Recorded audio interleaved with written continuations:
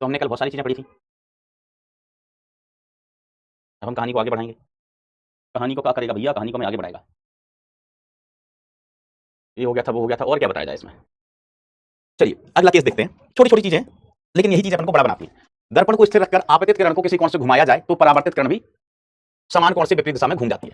ठीक है, ये उतना इंपॉर्टेंट चीज नहीं है, लेकिन फिर भी देख लीजिए, इसको प्रूफ करना है अपन को। क्या करना है? प्रूफ करो, प्रूफ करो। हम क्या कर लेंगे, कोशिश करते हैं, आओ मिलजुल के करेंगे। ये हमारा दर्पण है, ये क्या है बबुआ? ये दर्पण बा, काबा दर्पण बा। अब अपन को क्या करना है बेटा, दर्पण को स्थिर रखकर पहले तो चलो हम किरण बना लेते हैं, डायग्राम बना लेता हूं पहले मैं। ये अभिलंब है, अभिलंब बेटा दर्पण के हमेशा लंबवत होगा, याद रखना अभिलंब के बारे में। अब एक प्रकाश किरण बेटा यहां पर आई,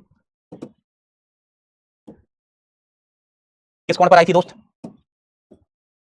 कोण आई पर चली गई, किस कोण पर? कोण आई पर। आपतन कोण बराबर परावर्तन कोण, आपतन कोण बराबर बेटा परावर्तन कोण।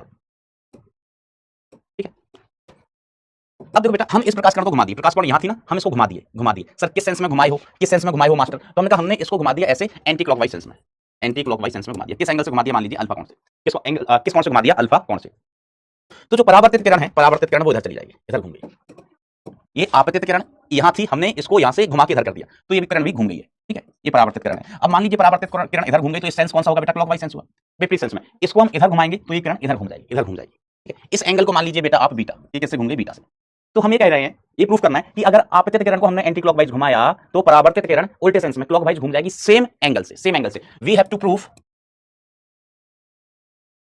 Prove that alpha is equal to beta, alpha beta बराबर होने चाहिए, समान एंगल से घूमनी चाहिए। तो अब देखिए माय डियर फ्रेंड्स, हम कहेंगे देखो, आपतन कोण हो या परावर्तन कोण, कोई भी कोण हम कैसे नापते हैं? अभिलंब से नापते हैं। तो ये पहले किरण है और ये न्यू, अपनी न्यू आपतित किरण है, न्यू आपतित किरण है। ठीक है, और ये न्यू परावर्तित किरण है, न्यू परावर्तित किरण है, परावर्तित रे, और ये अपनी न्यू आपतित रे है, आपतित रे, आपतित किरण। ठीक है, हम कोण हमेशा कहां से नापते हैं बेटा? कोण नापते हैं अभिलंब से। तो ये नया आपतन कोण हुआ, नया आपतन कोण, और ये अपना नया परावर्तन कोण है, नया परावर्तन कोण है। ठीक है, तो नया आपतन, नया परावर्तन कोण हमने बोल दिया आर डैश, और नया आपतन कोण हम क्या कह रहे हैं बेटा? I dash. ये नया परावर्तन कोण आर डैश, नया आपतन कोण आई डैश है। तो हम जानते हैं by the law of reflection, परावर्तन के नियम से, परावर्तन के नियम से। सर परावर्तन का नियम क्या कहता है? परावर्तन का नियम मास्टर ये कहता है कि आपतन कोण बराबर होता है परावर्तन कोण के। तो आई प्लस अल्फा, ये एंगल आई, ये अल्फा, तो आई डैश का मान कितना हो गया? आई प्लस अल्फा, और आर डैश का मान कितना हो गया? आई प्लस बीटा, आई प्लस बीटा। ये पहले परावर्तन कोण था, ये कोण कितना? बीटा, तो आर डैश की वैल्यू होगी आई प्लस बीटा। आई आई को बोल दो bye alpha is equal to beta, very easy, very easy, alpha is equal to beta, alpha is equal to beta. ठीक है, तो आसान चीज थी, मुझे उम्मीद है ये बात आपको क्लियर होगी। इसमें there is no rocket science, एक बात हम समझना हो जाए मेरे दोस्तों, कोई रॉकेट साइंस इसमें होना नहीं चाहिए, मतलब है ही नहीं। अब देखो, आपतित किरण को स्थिर रखकर यदि दर्पण को थीटा कोण से घुमाया जाए तब परावर्तित किरण दुगने कोण से समान अर्थ, अर्थ मतलब सेंस, समान सेंस में घूम जाती है। यदि दर्पण को स्थिर रखकर, ध्यान देना बेटा, दर्पण को हम फिक्स्ड रख रहे हैं, यदि आपतित किरण को दर्पण को स्थिर रखकर, सॉरी, आपतित किरण को स्थिर रखकर दर्पण को किसी कोण से घुमाया जाता है तो परावर्तित किरण दुगने कोण से घूम जाती है। ठीक है, मतलब कि यदि दर्पण को थीटा कोण से घुमाया तो परावर्तित किरण टू थीटा कोण से घूम जाती है, घूम जाती है, घूम जाती है। ठीक है वाला। अब इसको प्रूफ करने की आप कोशिश करना, इट इज योर होमवर्क, है ना, ये प्रूफ करने की कोशिश करना, कोशिश करना। आप हेल्प ले सकते हैं किसी भी प्लेटफॉर्म का, है ना, ये आपका होमवर्क है। सुना तो लगभग सभी लोगों ने होगा कि ऐसा होता है, शायद 10th क्लास में भी आपने सुना होगा। वेरी गुड बेटा। कितने लोगों ने सुना है ये स्टेटमेंट? कमेंट में 7 लिखना कि यदि दर्पण को थीटा कोण से घुमाया जाए तो परावर्तित किरण टू थीटा कोण से घूम जाती है। ऐसा कितने लोगों ने सुना है? वो कमेंट में 7 लिखें, 7। ये मैं प्रूफ करने के लिए आपका जो होमवर्क दे रहा हूं, आप यूट्यूब, गूगल, एआई जिसकी हेल्प लेना चाहें ले सकते हैं, कोशिश करना। मैं तो बताऊंगा ही दोस्त, नहीं मैं तो करवाऊंगा, होमवर्क दे रहा हूं, इसका मतलब आगे चल के हम डिस्कस करवाएंगे। कुछ बच्चों ने सुना है, कुछ बच्चों ने नहीं सुना, कोई दिक्कत नहीं, आप किसी भी प्लेटफॉर्म की हेल्प लेके इसको करने की कोशिश करना, नहीं होगा तो थारा भाई इसको करवाएगा। अब अपन बात करते हैं, ये हो गया, वो हो गया, इसमें बचा क्या? हमने कद्दू बचा, कद्दू। अब हम कहते हैं दर्पण तथा समतल दर्पण में, समतल दर्पण में वस्तु व प्रतिबिंब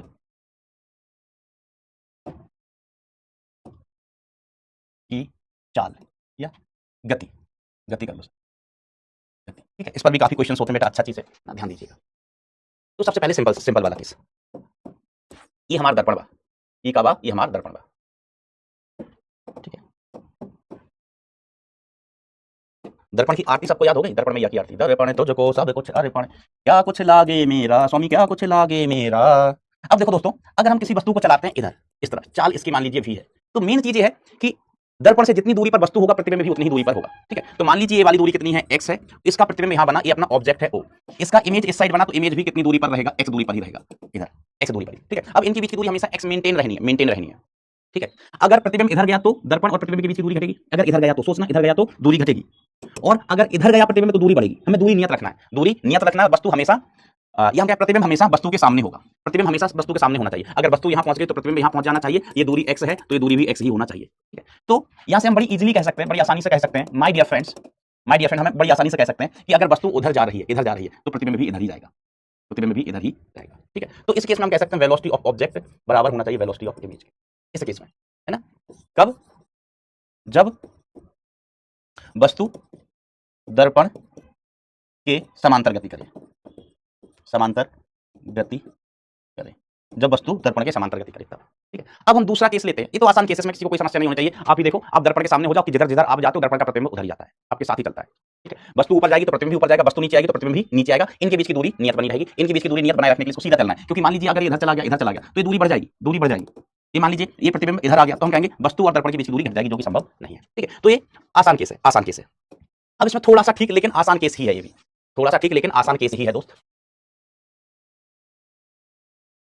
जो वस्तु है वो दर्पण की लंबाई की लंबवत गति कर रही है, वस्तु दर्पण की लंबाई की लंबवत गति करे तब, वस्तु दर्पण की लंबाई की लंबवत गति करे तो क्या सीन होगा, ठीक है। हमने कहा ये अपनी वस्तु है, ये इधर गति कर रही है, इसकी चाल कितनी है v है, इधर गति कर रही है, चाल कितनी है v है। तो इसका प्रतिबिंब अगर वस्तु x दूरी पर है तो प्रतिबिंब कितना दूरी पर बनना चाहिए, तो हम कहेंगे इसका प्रतिबिंब भी x दूरी पर ही बनना चाहिए, प्रतिबिंब भी कितना दूरी पर बनना चाहिए, x दूरी पर। अब जैसा हम कॉमन सेंस से डिसाइड करेंगे, यहाँ पर भी जैसा हमने कॉमन सेंस से डिसाइड की थी कि वस्तु ऊपर जा रही है, वस्तु ऊपर जा रही है तो प्रतिबिंब भी कहाँ जाएगा, ऊपर ही जाएगा। अब यहाँ पर वस्तु इधर आ रही है, दिस इज vo, वस्तु इधर आ रही है, तो अब बताओ इसका इमेज, इसका प्रतिबिंब किस दिशा में चलना चाहिए, लेफ्ट या राइट? आंसर कमेंट में बताओ बेटा, answer it in comment section, answer it in comment section, I am waiting for your answer. In which direction image should move, towards left और राइट? नहीं, लेफ्ट कहां होता है, इधर होता है, टुवर्ड्स लेफ्ट और राइट। बिल्कुल सही कॉमन सेंस पाया है आपने, बिल्कुल सही कॉमन सेंस पाया है। एक पगला राइट लिख रहा था, एक पगला राइट लिख रहा था, उसको बचपन में मम्मी कहती हूँ कि बेटा जूते पहन लो, बेटा जूते पहन लो। वो टोपा पहन लेता होगा कि मम्मी सर्दी लग रही है इसलिए मम्मी कह रही है जूते पहन लो, तो टोपा पहन लेता है वो पगला, समझो, कॉमन सेंस लगा भाई। देखो मेन चीज क्या है, दर्पण से जितना दूरी पर वस्तु होगी उतना ही दूरी पर प्रतिबिंब होना चाहिए। अब ये इधर जा रहा है, ये इधर गई, वस्तु इधर गई, तो दर्पण और प्रतिबिंब के बीच की दूरी घटी, दर्पण और प्रतिबिंब की दूरी बीच की दूरी घटी, तो बेटा प्रतिबिंब और दर्पण के बीच की दूरी घटना चाहिए। तो अगर वस्तु इधर जा रही है तो x घटेगा, प्रतिबिंब इधर राइट चला गया तो x बढ़ जाएगा ना भाई, x बढ़ जाएगा, x बढ़ना नहीं है, x घटना चाहिए। तो अगर वस्तु इधर जा रही है, x घट रहा है, तो प्रतिबिंब को यहां चलना चाहिए क्योंकि x घटना चाहिए, तो प्रतिबिंब कहाँ जाएगा, इधर ही जाएगा, प्रतिबिंब कहाँ जाएगा बेटा, इधर ही। और इनकी चाल भी बराबर बराबर होनी चाहिए, इनकी चाल भी बेटा बराबर बराबर ही होनी चाहिए। क्यों? मान लीजिए, है ना, अभी इनके बीच की दूरी 10 सेंटीमीटर है, दर्पण और वस्तु के बीच की दूरी 10 सेंटीमीटर, तो दर्पण प्रतिबिंब के बीच की भी दूरी 10 सेंटीमीटर। अब इसने मान लो 6 सेंटीमीटर चल लिया, 6 सेंटीमीटर चल लिया, तो दर्पण वस्तु के बीच की दूरी रह जाएगी 4, तो प्रतिबिंब और दर्पण की बीच की दूरी भी कितनी होनी चाहिए, 4 ही होना चाहिए, 4 ही होना चाहिए। तो बेटा ये भी कितना चले, 6 ही चले, कितना चले, 6 सेंटीमीटर ही चले, मतलब बराबर रफ्तार से चले, बराबर रफ्तार से चले, है ना। मुझे मान लो दर्पण, ये प्रतिबिंब, ये वस्तु, ये प्रतिबिंब, ये वस्तु, ठीक है। जब वस्तु कहां पहुंचेगी, दर्पण के पास, तो प्रतिबिंब को भी दर्पण के पास पहुंचना है। जब वस्तु दर्पण के पास पहुंचेगी तो प्रतिबिंब को भी दर्पण के पास पहुंचना है। मैं दर्पण हूं, बराबर दूरी पर है, तो इनको सेम टाइम पर आके यहां मिलना है, सेम टाइम पर आके यहां मिलना है, तो दोनों की रफ्तार बराबर होना चाहिए, ठीक है। एक धीमे चले, एक तेज चले, तो सेम टाइम पर ये नहीं मिलेंगे, एक धीमे चले, एक तेज चले तो नहीं, इनको समान चाल से चलना होगा, तभी ये बीच में आके मिलेंगे। तो इस केस में अपन क्या कहेंगे, ठीक है, वेलोसिटी ऑफ इमेज, इसका परिमाण बराबर होना चाहिए वेलोसिटी ऑफ ऑब्जेक्ट के परिमाण के। ये कब हम कहें, जब, ये केस कौन सा है, जब वस्तु दर्पण के लंबवत गति करे, लंबवत गति करे, दर्पण इधर है y में, गति है x में, गति x में। तो ये दो केस हो गए। इन सभी केसेस में जो मिरर है बेटा, मिरर रेस्ट में, मिरर को हम नहीं चला रहे, सिर्फ ऑब्जेक्ट को चला रहे हैं, मिरर को हम नहीं चला रहे थे भैया, ऑब्जेक्ट को चला रहे थे। तो ये केस भी बेटा क्लियर होना चाहिए, ये सारे केस क्लियर होना चाहिए, और इनफैक्ट हमें क्लियर है, इनफैक्ट हमें क्लियर है, हम कहेंगे वेरी गुड बेटा, वेरी गुड।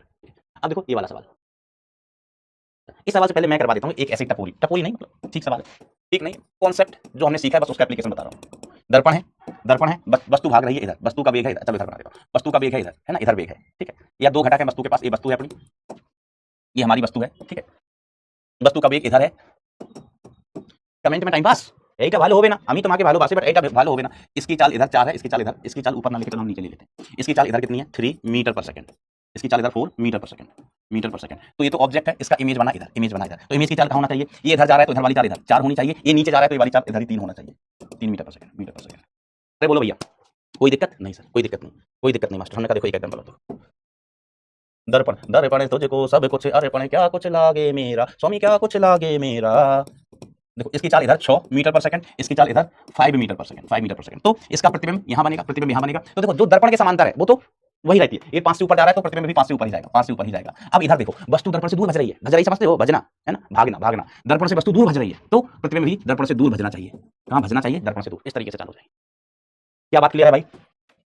अरे जल्दी समझाओ खिल जाओ इस तरीके से। अब देखो सवाल कहा जाता है कि यदि एक वस्तु समतल दर्पण की ओर भी वेग से दर्पण के तल की लंबवत दिशा से थीटा कोण पर गतिशील हो तो वस्तु व प्रतिबिंब के बीच का आपेक्षिक कौन सा वेग भैया? आपेक्षिक, ध्यान देना, आपेक्षिक वेग जो ये है, आपेक्षिक वेग जो ये है, ठीक है। वस्तु प्रतिबिंब, वस्तु प्रतिबिंब, घटक कर लो भैया, हमें ऐसे तो बीच में चलाना आते नहीं है। एक घटक करो, एक दर्पण की लंबाई की लंबवत, दूसरा दर्पण की लंबाई के अंदर। तो इधर वाला घटक कितना हो गया? वी मान लो, इसका चाल कितना दिया गया आपको सवाल में भी, तो ये वी cos थीटा और ये वाला V sin theta, V sin theta, V sin theta. प्रतिबिंब का वेग सर इधर वी sin थीटा है तो दर्पण की लंबाई के अंदर से वी sin थीटा ही होगा। वस्तु दर्पण के नजदीक जा रही है, वस्तु दर्पण के नजदीक जा रही है भाई साहब, तो प्रतिबिंब भी दर्पण के नजदीक ही जाएगा, V cos theta, V cos theta. Pole कहां चला गया? अरे हम पोल दिए ही नहीं थे का?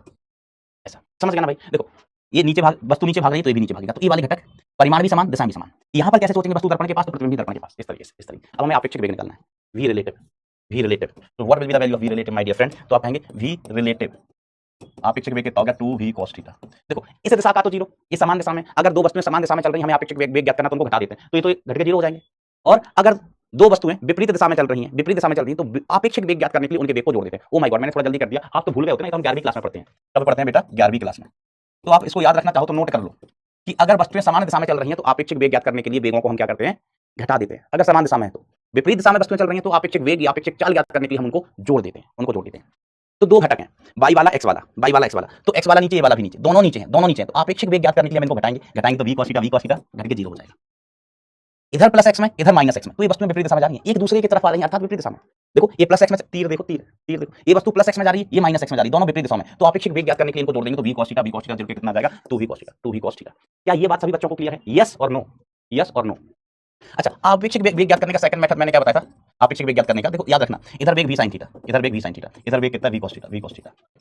हम इसको बता रहे हैं क्योंकि अभी आगे भी यूज आएगा इसका। इधर वेग v cos थीटा और इधर वाला वेग v sin theta, v sin theta, v sin theta. देखो दूसरा तरीका समझो आपेक्षिक वेग ज्ञात करने का। अगर दो वस्तुएं चल रही हैं और हमें एक का वेग दूसरे के सापेक्ष ज्ञात करना है, तो ध्यान से सुनना क्या करते हैं। वैसे कुछ बच्चों को याद होगा, कुछ बच्चे भूल गए होंगे। ये हमारा ऑब्जेक्ट है, ये हमारा इमेज है, ये क्या है? हमारा इमेज। तो हमें क्या करना है? वस्तु के सापेक्ष प्रतिबिंब का वेग निकालना है, वस्तु के सापेक्ष प्रतिबिंब का वेग। तो वस्तु के ऊपर जाके बैठ जाओ, वस्तु के ऊपर जाके बैठ जाओ। जिस वस्तु के ऊपर जाकर हम बैठते हैं वो वस्तु ब्रह्म में आ जाती है, जिस वस्तु के ऊपर जाकर हम बैठते हैं वो वस्तु ब्रह्म में आ जाती है, अर्थात इनके वेग खत्म। ये तरीका है भाई सुनना, इसके वेग खत्म। अब बस एडजस्टमेंट क्या करना है? इसका वेग इसको देना है दिशा पलट के। मेन चीज, जिसके सापेक्ष वेग ज्ञात करना उसके ऊपर बैठ गए, वो ब्रह्म में आ गई, ब्रह्म में आ गई तो उसका वेग खत्म, तुरंत खत्म, वेग खत्म, तुरंत खत्म। ठीक है, एडजस्टमेंट क्या है इसका भाई साहब? तो हमने कहा इसके वेग, इसके तुरंत जो भी इसके पास है वो दूसरी वस्तु को दे दो, लेकिन दिशा पलट के। तो v sin थीटा का था नीचे, तो हमने इसको दिशा पलट के दिया ऊपर, v sin थीटा नीचे था ना, इसके पास दिशा पलटो तो कहोगे ऊपर, ऊपर v sin theta. v cos theta इधर था प्लस x में दिशा पलटो तो कहा होगा बेटा v cos theta minus x, v cos theta. अब देखो इसका नेट वेग निकाल लो, तो बेटा v sin थीटा एक दूसरे को खा जाएंगे, ये घटक एक दूसरे को कैंसिल कर देंगे। ऊपर v sin थीटा, नीचे v sin थीटा, तो एक दूसरे को कैंसिल कर दिया। ये दोनों समान दिशा में, ये दोनों समान दिशा में, तो जोड़ के कितना आ जाएगा? 2v sin theta. क्या ये बात भी क्लियर है? हम इस कॉन्सेप्ट का यूज आगे भी करेंगे बेटा, आगे भी करेंगे, रिलेटिव मोशन वाले कॉन्सेप्ट का यूज। अब देखो इसमें केस 2, किसमें? इसी में केस 2 लेते हैं। अभी क्या चल रहा था? वस्तु चल रही थी, दर्पण विराम में था। अब हम कहेंगे वस्तु विराम में, केस 2 में वस्तु विराम में, वस्तु विराम में दर्पण चलेगा, दर्पण चलेगा, वस्तु विराम में है, दर्पण चलेगा। ठीक है, तो हम यहाँ पर बेटा आपेक्षिक मतलब रिलेटिव मोशन यूज करेंगे। दर्पण तुझको सब कुछ अरे पणे क्या कुछ लागे मेरा, वस्तु तुम ब्राह्म में हो, तुम यहाँ हो और तुम ब्राह्म में हो, पगलू वस्तु तुम ब्राह्म में हो। इसमें दर्पण तुम चलो इधर चलो, दर्पण को हम ब्राह्म में नहीं रहने देंगे। दर्पण चल रहा है, यहाँ वेलोसिटी दर्पण की क्या है? v है, velocity of mirror, velocity of mirror. ठीक है, अगर ये ऑब्जेक्ट है तो इसका प्रतिबिंब कहाँ होगा? इधर, प्रतिबिंब कहाँ होगा? इधर होगा। ठीक है, अब देखो पहला स्टेप, प्रतिबिंब का वेग बताओ कि प्रतिबिंब किस दिशा में चलना चाहिए? लेफ्ट साइड या राइट साइड? कॉमन सेंस से लेफ्ट साइड या राइट साइड। मेन फंडा क्या है कि दर्पण से जितना दूरी पर वस्तु होगा प्रतिबिंब भी उतनी ही दूरी पर बनेगा। अगर वस्तु और दर्पण के बीच की दूरी घट रही है तो प्रतिबिंब और दर्पण के बीच की दूरी भी घटना चाहिए। मास्टर तुम तो कॉपी पेस्ट कर रहे हो भाई अब हमारे पास ये सुविधा है, क्या करें? अब तुम्हारे पास बहुत सी ऐसी सुविधाएं हैं जो हमारे पास नहीं है।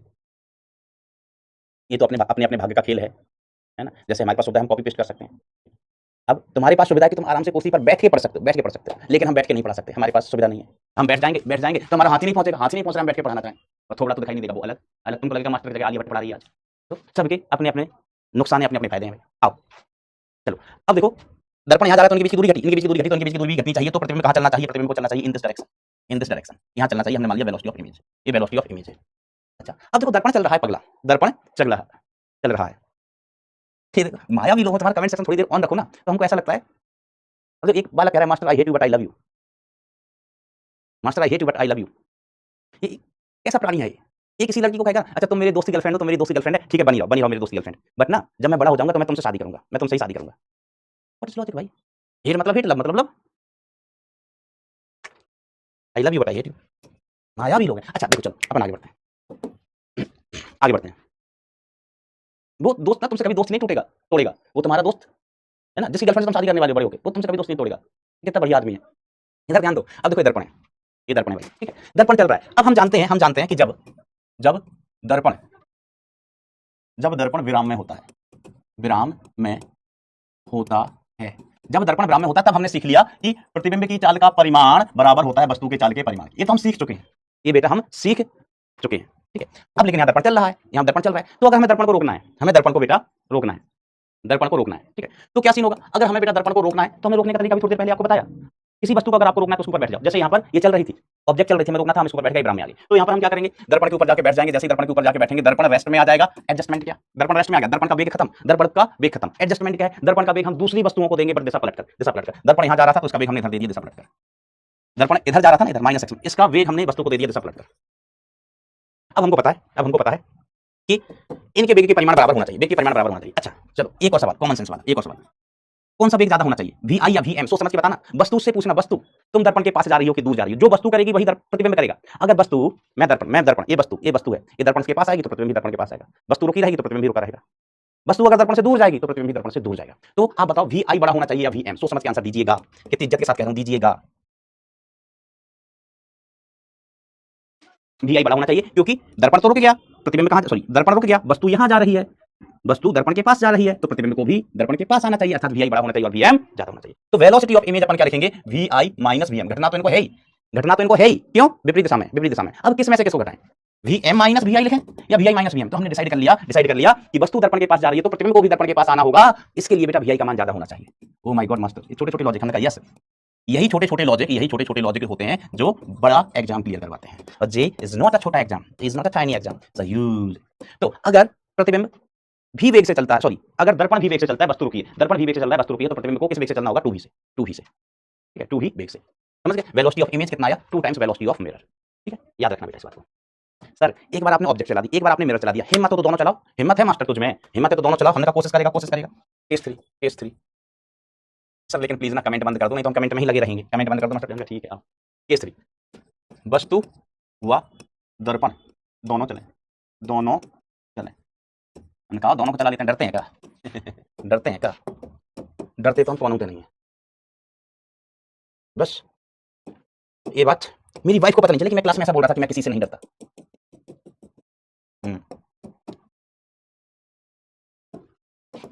चलो हमने कहा ये ऑब्जेक्ट इधर जा रही है वीओ से, दर्पण इधर जा रहा है बीएम से, बीएम स्पीड से इधर जा रहा है।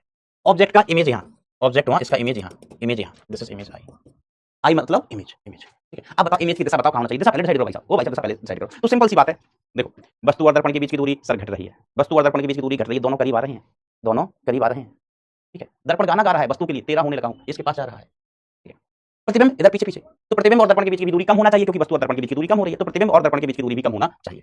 तो इस प्रतिबिंब को कहां चलना चाहिए? इस प्रतिबिंब को यहां चलना चाहिए, वी आई से। हमें वी आई की वैल्यू फाइंड आउट करनी है, और हम जानते हैं कि जब दर्पण विराम में होता है, जब दर्पण विराम में होता है, जब दर्पण विराम में होता है तब क्या होता है? ये हम जानते हैं, जब दर्पण विराम में होता है तो वेलोसिटी ऑफ इमेज प्रतिबिंब के वेग का परिमाण बराबर होगा से ऑब्जेक्ट के वेग के परिमाण के, ये बराबर होता है कब? ये होता है कब? जब दर्पण कैसा हो? विराम में। लेकिन दर्पण तो भैया चल रहा है, तो मास्टर चलते ही जिसको हमने रोकना सीख लिया है, इसके ऊपर जाके बैठ जाओ, ये रेस्ट में आ जाएगा, इसका वेग खत्म, इसका वेग इसको दे दो दिशा पलट के वीएम, ये माइनस एक्स में जा रहा था इसको प्लस एक्स में दे दो, ये माइनस एक्स में जा रहा था तो इसको प्लस एक्स में दे दो वीएम, ठीक है। अब दोनों के वेग बराबर करा दो, ठीक है। हम क्या फिर से डिसाइड करो पहले, वी आई बड़ा या वी एम बड़ा? वी आई बड़ा वी एम। तो उनका देखो दर्पण तो रुक गया, इनके बीच की दूरी घट रही है, वस्तु इधर जा रही है, तो प्रतिबिंब को इधर ही जाना पड़ेगा, तो वी आई बड़ा होना चाहिए। तो हम लिखेंगे V I minus V M. इस पूछना क्यों पड़ रहा है, डिसाइड क्यों करना पड़ रहा है कि कौन बड़ा कौन छोटा? क्योंकि यहाँ पर वेग घट रहे हैं। अब V I minus V M या V M minus V I, वो हमें डिसाइड करना था, तो वी आई ज्यादा होना चाहिए। तो एक इसका वेग हो गया भाई साहब, ये तो हो गया इमेज का वेग बराबर ऑब्जेक्ट का वेग, इसमें हमें कुछ सोचना नहीं है क्योंकि दोनों समान दिशा में सीधे जोड़ दो। तो यहाँ से हमको मिलेगा V I is equal to velocity of image equal to V O plus 2 V M. ओ सोनिया बे, ओ जानिया बे, समझो ना, ये आंसर आ गया। ठीक है, तो ऐसे केसेस होते हैं। अब मुझे उम्मीद है आप ऐसे केसेस को कभी भी दिन दहाड़े डील कर लोगे, दिन दहाड़े सल्टा दोगे। ठीक है मास्टर। अब देखो अगला केस समझने की कोशिश करना, लेट्स ट्राई। दो समांतर लंबे दर्पणों से प्रतिबिंबों का निर्माण। अच्छा एक चीज बताओ, अगर दो समांतर दर्पण है, दो समांतर और लंबे दर्पण है, बहुत लंबे दर्पण है, जितने लंबे चाहिए उतने लंबे हैं, दो समांतर और लंबे दर्पण है, तो कितने प्रतिबिंब बनेंगे जरा बताओ। कल हमने आपको सूत्र बताया था कि दो दर्पणों से प्रतिबिंबों की संख्या, अगर दो दर्पण है हमारे पास तो कितने प्रतिबिंब बनेंगे, है ना, ये हमने कल बताया था प्रतिबिंब। तो यहाँ पर भी हम दो दर्पण ले रहे हैं, बट यहाँ पर दर्पण समानांतर है, कितने प्रतिबिंब बनेंगे बताइए जरा।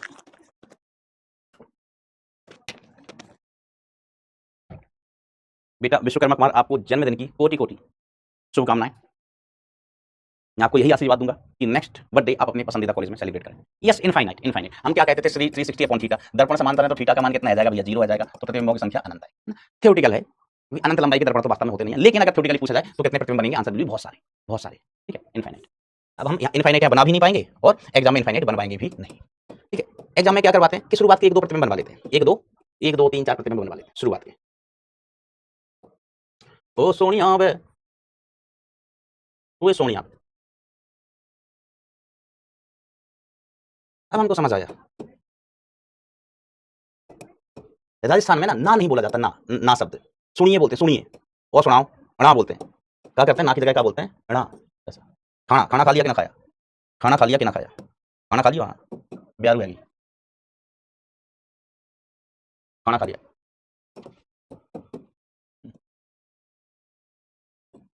सोनिया को पगला सोनिया बोलता था, तो वो सोनिया है, नाम सोनिया होता है, सोनिया का होता है, लेकिन भाषा का फर्क होता है। आओ भाई साहब, है ना, अपन काम की बात करते हैं, ये सब फर्जी बात है। ये ऑब्जेक्ट है, ये क्या ऑब्जेक्ट, इस दर्पण से इसकी दूरी x है, चलो x ले लेते हैं x, और इस दर्पण से इसकी दूरी कितनी से y, ठीक है।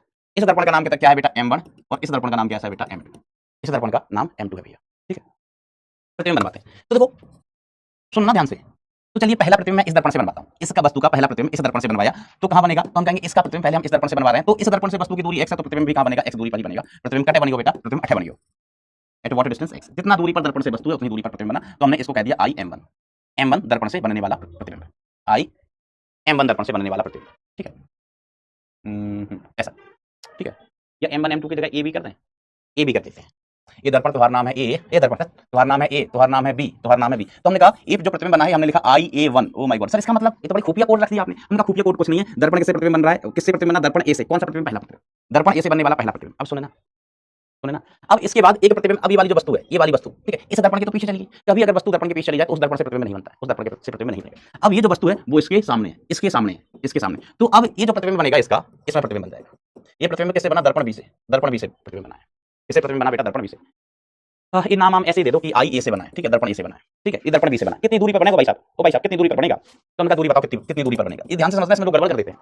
तो हम कहें ये वस्तु, इसका प्रतिबिंब इस दर्पण में, आइए, ठीक है। अब ये जो प्रतिबिंब बना है, ये इस दर्पण के सामने है, तो ये प्रतिबिंब इसके लिए वस्तु बन गया, दूरी y + 2x, तो इसका प्रतिबिंब इसमें बन जाएगा 2x + y दूरी पर, 2x + y दूरी पर, ठीक है, 2x + y दूरी पर, ठीक है। दर्पण या m1 m2 ही नाम ले लें, m1 के कारण, चलो ठीक है, ऐसे नाम से क्या रखा है। चलो अब बेटा ये जो प्रतिबिंब बना है, ये प्रतिबिंब ये इस दर्पण के तो पीछे, इसके तो पीछे, लेकिन इसके सामने ये जो प्रतिबिंब बना है इस दर्पण के सामने, तो ये प्रतिबिंब इसके लिए वस्तु बन जाएगा, ठीक है, वस्तु बन जाएगा। तो कितनी दूरी पर, 2x + y + x। तो अब यहाँ पर प्रतिबिंब बन जाएगा बेटा किससे, दर्पण ए से, और इस प्रतिबिंब की दूरी कितनी हो जाएगी, 3x + 2y। मेरी बात का भरोसा ना हो तो दूरी गिन लेना भैया, काउंट कर लो, इसके बीच की दूरी कितना, तो x + y + 2x + y, तो कितना हो गया, 3x + 2y, 3x + 2y। तो इस तरीके से बेटा प्रतिबिंब बनते जाएंगे, इस तरीके से प्रतिबिंब बनते जाएंगे, ठीक है। ऑब्वियसली बेटा इस साइड जो प्रतिबिंब बन रहा है वो दर्पण इसे बनेंगे, इस साइड जो प्रतिबिंब बनेंगे वो दर्पण इसे बनेंगे, ठीक है। तो चलिए पहले हमने शुरुआत कहां से कर दी थी सर, हमने शुरुआत की थी कि पहला प्रतिबिंब इस दर्पण में बनाया था। अब मान लीजिए इस दर्पण से हम पहला प्रतिबिंब बनाए कि इसका इसमें प्रतिबिंब बने, इसका इसमें प्रतिबिंब बने, तो कहां बनेगा, इधर बनेगा। इस दर्पण किसमें बन रहा है, बी में, इससे वस्तु की दूरी कितनी है, बी, तो दूरी कितनी होगी, बी होगी, कितनी होगी, 2, बी नहीं बाई, ये वस्तु इस दर्पण से बाई दूरी पर, वस्तु इस दर्पण से बाई दूरी पर, तो इसका प्रतिबिंब हम इसमें बनाए तो बाई दूरी पर बनेगा, बाई दूरी पर बनेगा। अब ये जो प्रतिबिंब बना है, नीला वाला, ये इस दर्पण के तो पीछे है, लेकिन इस दर्पण के सामने है, इस दर्पण के सामने है, ठीक है। तो ये वस्तु, ये दर्पण, दूरी कितनी, बाई x। तो यहाँ पर प्रतिबिंब बन जाएगा किसमें, दर्पण ए में प्रतिबिंब बन जाएगा कितना दूरी पर, बाई x, तो x + 2y पर। अब ये सिलसिला चलता रहेगा, ये सिलसिला रुकेगा नहीं, चलता ही रहेगा। अब देखो ये जो प्रतिबिंब बना है इससे, तो इस दर्पण के पीछे हो गया, इसके पीछे हो गया, अब इस दर्पण के सामने है, इस दर्पण के सामने है, इसके सामने, ठीक है, कितनी दूरी पर, बाई एक्स, 2/x। तो अब फिर यहां बन जाएगा at what distance, at what distance, बेटा ये दूरी है जाएगी 2x + 3y। और ऐसे प्रतिबिंब बनते चले जाएंगे। मैंने तो 6 बनाए, 6 भी नहीं पूछे जाते एग्जाम में, ठीक है, 6 बनाए, तो बस ऐसे बनते जाएंगे। फिर इसका प्रतिबिंब इसमें बनेगा, फिर इसका प्रतिबिंब इसमें बनेगा, फिर इसका जिस दर्पण के सामने होगा उसमें प्रतिबिंब बन जाएगा, जिसके पीछे होगा उससे प्रतिबिंब नहीं बनेगा।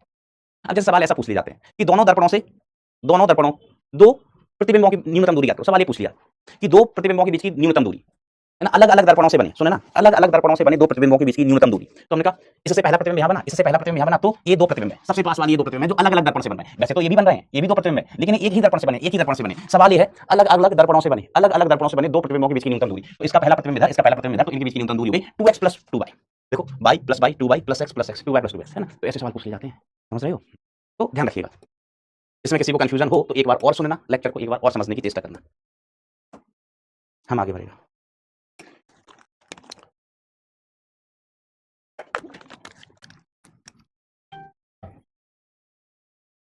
दर्पण को हम घुमा तो पहले ही चुके हैं कि दर्पण को थीटा कोण से घुमाया तो परावर्तित किरण 2 थीटा कोण से घूम जाती है। और कुछ दर्पण में, चलो और कुछ मिलेगा तो अपन सामने आके देख लेंगे, जहां मिलेगा वहीं सलटा देंगे।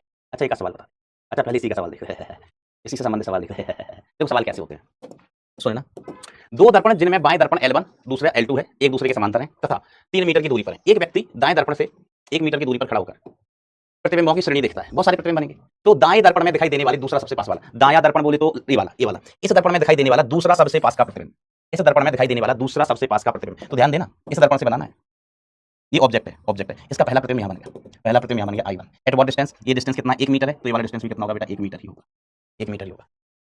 अब इसमें बनने वाला हमें दूसरा प्रतिबिंब लिखना, इसमें बनने वाला दूसरा प्रतिबिंब है, ठीक है। तो हमने इसका प्रतिबिंब इससे बना दिया 1 मीटर, इसका प्रतिबिंब इसमें बना दो, इसमें बना दो। तो इसमें प्रतिबिंब इसमें बनाओगे तो I2 नाम दे दिया हमने, I2 नाम दे दिया। ये कितना होगा, 2 मीटर की दूरी पर, कितना होगा, 2 मीटर की दूरी पर, ठीक है। क्योंकि ये यहाँ से दूरी कितनी है बेटा, 2 मीटर है ना, पता है ना भैया, हाँ सर पता है ना। ये वाली दूरी कितनी हो वैसे, ये 2 मीटर हो वैसे, तो ये भी 2 मीटर।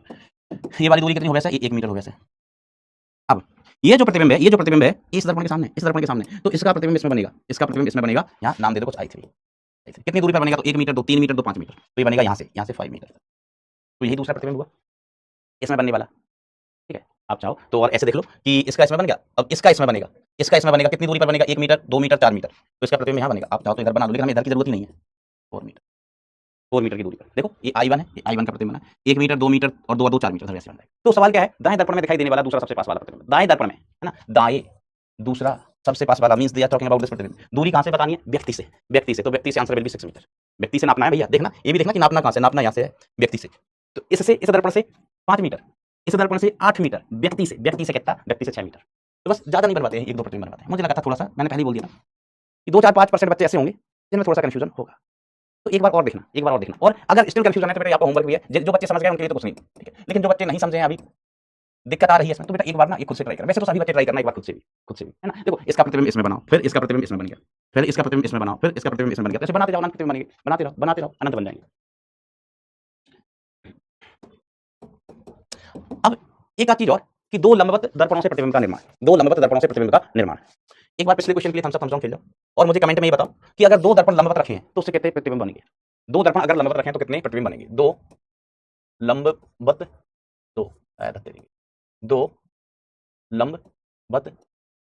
दर्पणों से प्रतिबिंब का निर्माण,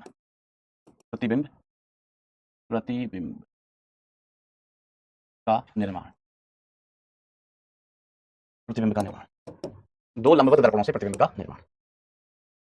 बताओ कितने बनेंगे लल्ला, सर हम नहीं बता रहे, हम क्या पूछ देंगे, हम तुमको पीटेंगे बेटा, नहीं बताओगे। गुड 52, गुड 4 लिख रहे हैं। अरे गधेड़ों, कल ही बताया था 360 अपॉन क्या करो, थीटा करो। लंबवत दर्पण है तो 360 अपॉन कितना होगा 90, 360 अपॉन 90 इसका ग्रेटेस्ट इंटीजर, तो ये कितना आया है 4 कैसी संख्या है, सम संख्या होती है, तो प्रतिबिंब कितने बनेंगे 4 - 3। सब भूल गए, तुम्हें पढ़ाना व्यर्थ है, तुम्हें पढ़ाना सब व्यर्थ है, तुम पढ़ाने लजान हो। हमारे यहाँ एक शब्द चलता है खान लजान का मतलब होता है कि कोई आदमी खाता है और वो तब भी मच्छर जैसा होता है, दुबला पतला एकदम हड्डी, तो उसको बोला जाता है खान लजान। कि उसको कितना भी अच्छा खिलाओ ना वो तंदुरुस्ती नहीं होता है, उसको बोलते खान लजान। तुम हो बेटा पढ़ान लजान, तुमको कितना भी पढ़ाओ, कितना भी सिखाओ, कितना भी समझाओ, तुम्हें जैसे रहना है वैसे ही रहोगे, पढ़ान लजान हो बेटा। बहुत सारे बच्चे सही जवाब दे रहे हैं, 3, बहुत सारे बच्चे बिल्कुल सही जवाब दे रहे हैं, लेकिन बहुत सारे बच्चे पढ़ान लजान है। 3 प्रतिबिंब बनेंगे, ठीक है। प्रतिबिंब वास्तव में 4 बनते हैं, लेकिन आंसर 3 का ही देते हैं क्योंकि हमें दिखते 3 हैं। अब भैया जितने प्रतिबिंब दिखेंगे हम उतने ही तो बताएंगे भाई, जितने प्रतिबिंब दिखेंगे हम उतने ही बताएंगे, है ना। ये नियम है हमारा, ये हमारा नियम है, ठीक है। तो देखो दोस्तों, हमारे पास 2 दर्पण है, एक दूसरे से 90 डिग्री पर। जरूरी नहीं है कि पीछे तक रखे हों, जरूरी नहीं कि यहाँ तक रखे हुए है ना, इधर सर इधर भी होना जरूरी है ना, बिल्कुल कोण जरूरी ना है। दो दर्पण से 90 डिग्री पर लो, वो तो हमसे चतुर्थांश समझाना था, इसलिए मैंने इसे बना दिया था। क्यों पढ़ान लगान, चार उत्तर बताने वाले लोग पढ़ान लगान सच में, क्योंकि तुमने सूत्र लिखवाया भैया, और कल ही लिखवाया है, सूत्र लिखवाया है, कल ही लिखवाया है। तो देखो हमारे पास एक बत्तू है, बत्तू इसके निर्देशांक है a, b, इसके निर्देशांक a, b है। सर इसका मतलब क्या होता है a, b का? हमने कहते पूरा ब्रह्मांड जानता है। a, b का मतलब ये वाली दूरी b है और ये वाली दूरी कितनी है, ये वाली दूरी b है और ये वाली दूरी ये है। यही तो होता है a, b का मतलब, निर्देशांक का मतलब। मेरी कमर टूट गई भैया। ये b और ये क्या है, ये क्या है ना, ये वाली दूरी मतलब ये वाली दूरी ए बी, ये एक्स एक्स दूरी कितनी, ए मतलब एक्स एक्स नहीं, एक्स निर्देशांक और ये वाला बी, समझ गए ना? ना सर, मास्टर समझ गए, मास्टर समझ गए। अगर इधर दिक्कत हो रही तो इधर बुला लो इसको, लोग इधर बुला लो। खुश आर यू हैप्पी, तुम भी इधर आ जाओ। चलिए अब हम बनाते हैं, देखो जल्दी जल्दी साथ देना, we don't have whole day, हमारे पास टाइम कम है। तो देखो हमने कहा हमारे पास ये का है बत्तू, ये का है बेटा बत्तू है, बत्तू, ठीक है। तो पहले प्रतिबिंब इस दर्पण से बनवाते हैं। तो ये वाली दूरी कितनी है सर, ये वाली दूरी है, तो इसका प्रतिबिंब इसमें बन जाएगा, इसका प्रतिबिंब इसमें बनेगा, ये वस्तु इसका प्रतिबिंब इसमें बन जाएगा। निर्देशांक क्या होंगे, तो हमने कहा देखो बाई निर्देशांक तो पॉजिटिव ही है, बाई निर्देशांक तो ऊपर ही है, इसके निर्देशांक होंगे minus a, b, minus a, b, ठीक है। इस दर्पण से पहले वाले परावर्तन से, इस दर्पण का नाम दिया हमने m2, इस दर्पण का नाम दिया m1, ठीक है, इसमें बनेगा, ठीक है, इसमें बनेगा। अब सिंगल परावर्तन से, अब ये वस्तु इसका प्रतिबिंब यहाँ बनेगा, इसका प्रतिबिंब यहाँ बनेगा, कहाँ बनेगा, इधर बनेगा। निर्देशांक बोलो, निर्देशांक बोलो, तो सर इसके निर्देशांक हो जाएंगे, ये दूरी तो यही है और ये ऊपर भी था तो ये नीचे भी आ गया, इसके निर्देशांक होगा a, b, a, b, तो इसका प्रतिबिंब इसमें बना लिया, बना लिया। अब इसका प्रतिबिंब इसमें बना लिया। तो ये प्रतिबिंब कैसे बना है, चलो हम लिख देते हैं। ये प्रतिबिंब बना है I m1 से और ये प्रतिबिंब बना है I m2 से, समझना। अब इसका प्रतिबिंब इसमें बनेगा। अब मास्टर इसका प्रतिबिंब इसमें कैसे बन जाएगा, दर्पण तो यही खत्म हो गया। हमने कहा ऐसा नहीं बन जाता है, अगर कोई दर्पण यहाँ पर रखा हुआ है, कोई दर्पण यहाँ रखा है, वस्तु यहाँ है, तो इस दर्पण में सुनना ना ध्यान से, इस दर्पण में इसका प्रतिबिंब नहीं बनेगा क्या, प्रतिबिंब नहीं बनेगा क्या, यस और नो, वस्तु है भैया यहाँ, दर्पण है यहाँ, तो इस वस्तु का प्रतिबिंब इस दर्पण में बनेगा कि नहीं बनेगा, मतलब यस और नो, क्या लगता है आपको, व्हाट डू यू फील?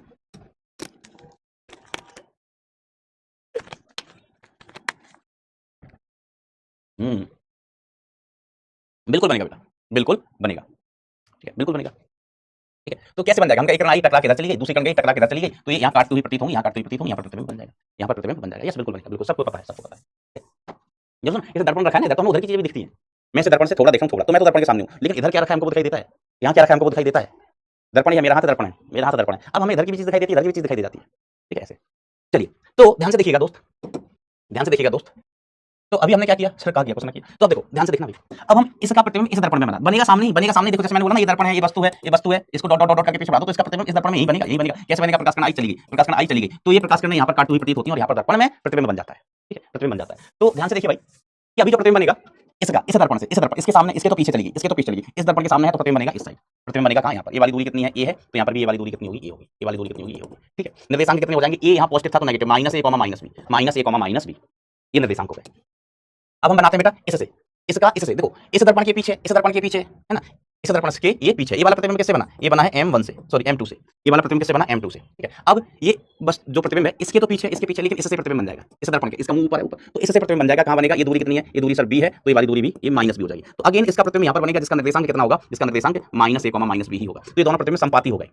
दूसरे वाले प्रतिबिंब कैसे होगा बेटा, संपाती, ठीक है, संपाती। तो देखो प्रश्न लो, इसका इसमें एक प्रतिबिंब सिंगल दर्पण से, इसका इसमें एक प्रतिबिंब सिंगल दर्पण से, फिर ये एक बार परावर्तन के बाद प्रतिबिंब बन चुका है, अब इसका प्रतिबिंब इसमें बना और इसका प्रतिबिंब इसमें बना, तो ये वाला जो प्रतिबिंब हो रहा है वो दो बार परावर्तन के बाद बन रहा है, कितने बार, दो बार परावर्तन के बाद, ठीक है। और यहाँ दो प्रतिबिंब बन रहे हैं जो संपाती, मतलब एक के ऊपर एक ही है, तो हमें एक ही प्रतिबिंब दिखाई देगा, तो टोटल प्रतिबिंब कितने हैं, है ना, तो बनेंगे 4, लेकिन हमें 3 प्रतिबिंब ही दिखाई देंगे, ठीक है। देखो 4 इमेज बनेगी, लेकिन 2 संपाती होंगी, मतलब एक के ऊपर एक होंगी, अतः हमें 3 इमेजेस ही दिखाई देंगी, 3 इमेज ही दिखाई देंगी, 3 इमेज ही दिखाई देंगी, तेरी 3 इमेज ही दिखाई देंगी, ठीक है। इसमें से 2 इमेज सिंगल परावर्तन से, है ना, मतलब ऑब्जेक्ट से सीधा इमेज, कौन कौन सी बेटा, कौन सी, एक के निर्देशांक होंगे a, माइनस b, और दूसरे के निर्देशांक क्या होंगे बेटा, माइनस a, b, ठीक है। और एक इमेज किससे बनेगी बेटा, एक इमेज बनेगी वो डबल परावर्तन से, एक इमेज बनेगी डबल परावर्तन से, जिसके निर्देशांक होंगे बेटा माइनस a, माइनस b। वैसे तो ये 2 बन रही है, लेकिन हमें दिखाई एक ही देगी, 2 बन रही है, लेकिन बेटा हमें दिखाई एक ही देगी। तो सुने ना फिर से, देखो इससे ये वस्तु है एक परावर्तन से, ये वस्तु है इस वाले दर्पण से, माइनस a, b। अब देखो अब डबल परावर्तन क्यों कह रहे हैं? देखो इसका ये बन चुका है, अब ये खुद क्या है, खुद इमेज है, मतलब एक परावर्तन हो चुका है, एक परावर्तन हो चुका है। अब इसका हमने इस दर्पण से बनवाया नीचे, इसका बना नीचे, तो ये वाली जो इमेज है वो दो बार परावर्तन। देखो इसका यहां बना, फिर इसका यहां बना, इसका यहां बना, फिर इसका यहां बना, समझे? जहां बना, इसका यहां बना, इसका यहां बना, डबल परावर्तन। यहाँ देखो ये वास्तविक ऑब्जेक्ट, इसका यहां बना, इसका यहां बना, सिंगल परावर्तन। अब इसका यहां बना, इसका यहां बना, बोलो जहां बना, इसका यहां बना, इसका यहां बना, तो ये जो इमेज बन रही है, ये जो इमेज बन रही है, दो जो संपाती है, बेसिकली ये इमेज किससे बनने लग रही है? इमेज बनने लग रही है बाय डबल परावर्तन। ये किससे बनी है बेटा? डब्ल्यू परावर्तन। डब्ल्यू नहीं होता है बब्लू, डबल परावर्तन, डबल परावर्तन। Is it clear my dear friend? Is it clear? और ये तीनों इमेज और वस्तु एक वृत्त पर होंगे, तीनों इमेज एंड ऑब्जेक्ट मतलब वस्तु एक वृत्त पर लाई करेंगे। लाई का मतलब समझते? उपस्थित होंगे, लाई करेंगे, जिसका समीकरण हम लिख सकते हैं X square plus Y square is equal to, चलो ऐसे root A square plus B square, जिसका समीकरण हो जाएगा इसका समीकरण होगा। देखो वृत्त पर होंगे, ऐसा वृत्त बना लो भाई साहब, ये वृत्त पर लाई करेंगे ऐसे, तीनों किस पे होंगे? ऑन सर्कल, ये सर्कल ऐसे एक सर्कल पर लाई करेंगे, ऐसे एक सर्कल पर लाई करेंगे, इसका इक्वेशन होगा। अरे भाई हम सब खत्म हो जाए जल्दी से जल्दी से। अगर ये समझ गए हो, ये समझ गए हो, तो हम बात करते हैं तीन तीन परस्पर लंबवत, तीन परस्पर लंबवत दर्पणों से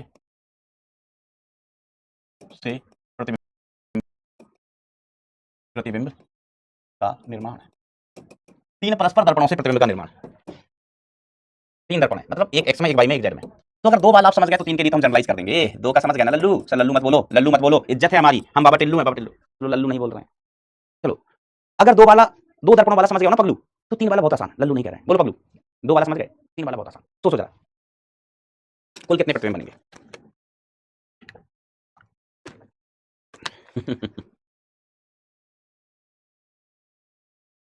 वो पागल कह रहा है सर स्क्वायर भी तो हो सकता है बेटा, ऐसे तो षटभुज बना लो, सप्तभुज बना लो। वृत्त एक स्पेशल ज्योमेट्री है, उसका हम समीकरण लिख सकते हैं। स्क्वायर का हम समीकरण लिख के बताओ। हम सरल रेखा का समीकरण लिख लेते हैं, परवलय का लिख लेते हैं, अतिपरवलय का लिख लेते हैं, है ना, दीर्घवृत्त का लिख लेते हैं, वृत्त का लिख लेते हैं। हम क्या त्रिभुज का समीकरण लिखना रे पगले? लिखना आयत का समीकरण लिखो कैसी बातें करते हो?